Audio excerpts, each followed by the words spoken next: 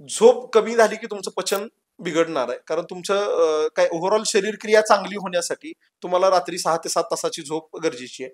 झोप नाही चांगली झाली तर तुमचं पचन व्यवस्थित होणार नाही.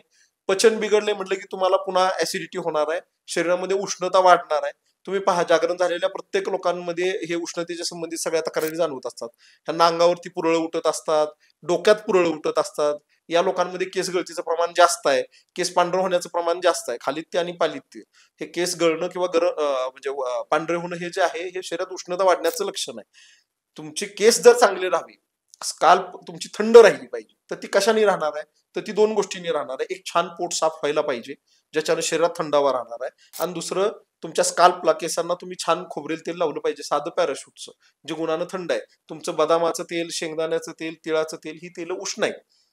खोबरेल तेल हे एकमेव तेल आहे जे गुणाने थंड आहे. तर ते तुम्ही केसांना लावलं पाहिजे, ज्याच्याने तुमच्या केसांना थंडावा मिळणार आहे आणि केसांची आरोग्य चांगलं राहणार आहे. आणि महत्वाचं, पोट छान साफ व्हायला पाहिजे, झोप छान व्हायला पाहिजे, जेणेकरून शरीरातून उष्णता वाढणार नाहीये. त्या कारणाने तुमचं मग केसांचं आरोग्य चांगलं राहणार.